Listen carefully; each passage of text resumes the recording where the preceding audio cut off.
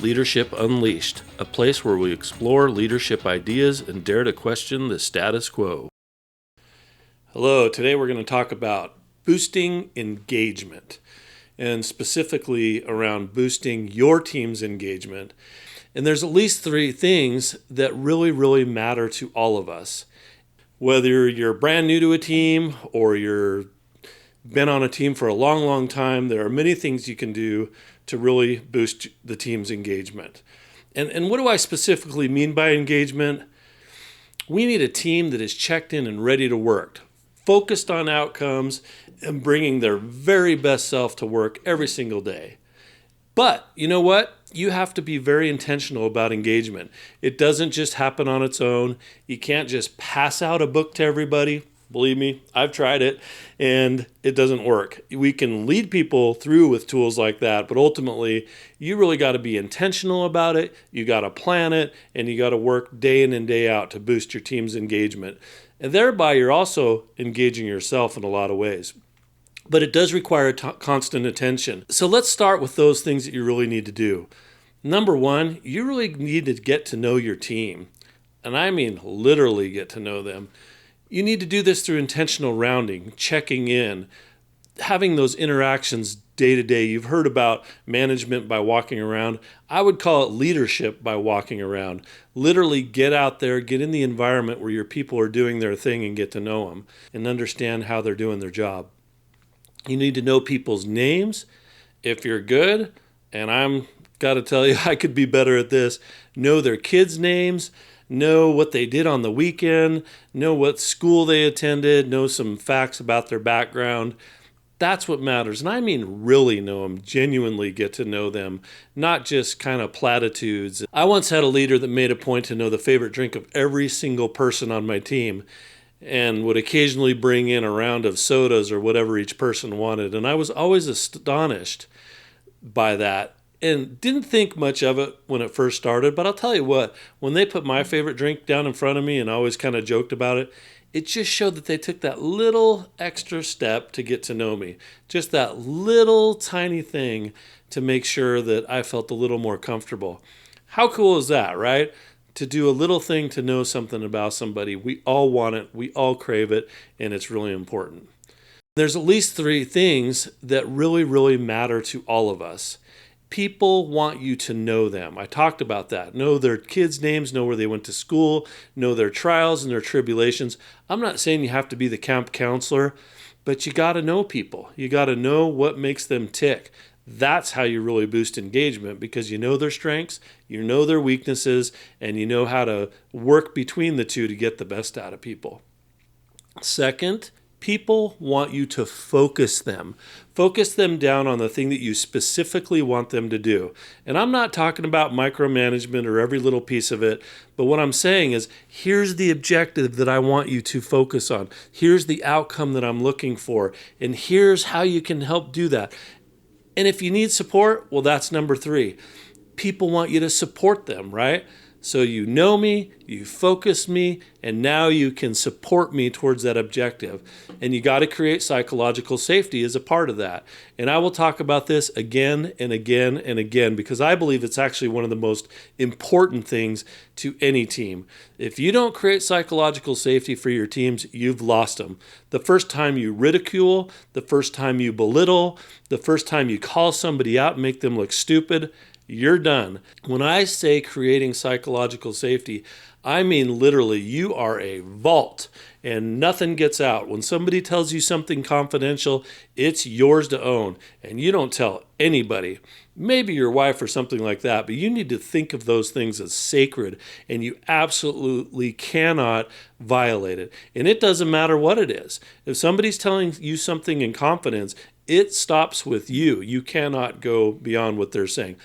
Obviously, if there's some type of thing where somebody's going to hurt themselves or do something harmful, that's a little different thing. But I'm talking about the day-to-day secrets people tell you, the vulnerabilities they give you.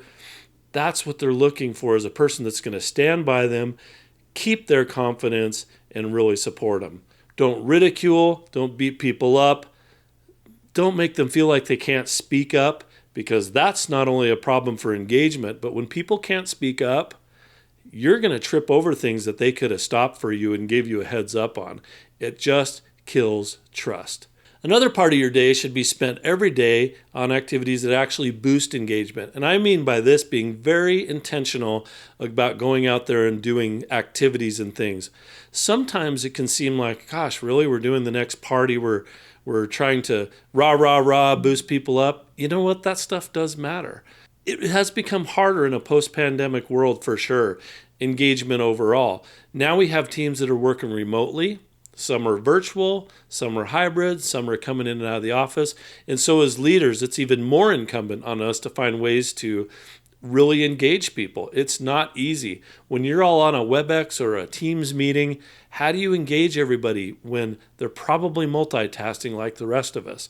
It's really difficult. It's harder than it's ever been, but as leaders, we have to find ways to break down those walls. So let's talk a little bit about the humans that work for you every day. You can no longer think of people as just time that you've purchased and you can set them to work on a series of tasks. You got to remember, you got a workforce full of people that are human beings that are feeling, thinking, emotional creatures. And as a leader, you got to know it and you got to work within that. It's really important that in some ways we become psychologists as much as leaders. And the more you realize that and the more you focus on that, the better you're going to do. We as leaders now have to understand and get okay with people have daycare issues. They have elder issues. They have healthcare issues, mental health issues, and issues that may not have ever come up before or things that you've never had to think about before. And that's just the reality of a new world. I can tell you every day the mental health issues that I see in our workforce, I'm really concerned about it. People are hurting like never before, and they need resources like never before, and they need a leader that is focused in and willing to jump in and take those things on and help them. So let's talk about a few final facts about healthy teams. Teams do better when they work together, laugh together, play together, and even cry together. We got to support one another. I can tell you throughout my career, the times I can remember that just blew me away was when people showed up and when you've had a health scare and people text you and call you and people you never even thought of that you didn't know you affected to reach out to you and ask if you're doing okay. That's engagement, and that is awesome. And you have to remember that you're leading a group of people, not a group of widgets. Don't try to manage from your office via email. I don't know where this comes from, but I see people do it. There's not a better way to kill engagement than sending a long string of emails that are insulting, insensitive, and don't connect directly with your team. Get out of your office, get on the phone, call people up, do a WebEx or a team meeting, and get engaged. Another thing that just kills team engagement is when you have a low performer and the leader's not dealing with it. So you as a leader, you got to deal with bad performance, you got to deal with it quickly, and you got to deal with it often, because nothing is worse than a group of people seeing that low performer that never really does their job and we're all paying the price for it. You as a leader got to address it quickly and get it solved in order for your team to respect you. So those are just a few of my thoughts on boosting engagement for teams. Like I said, boosting a team's engagement is an intentional act. It must be thought of daily. You have to regularly address it. And you do these things and you're going to be able to get the best out of your people.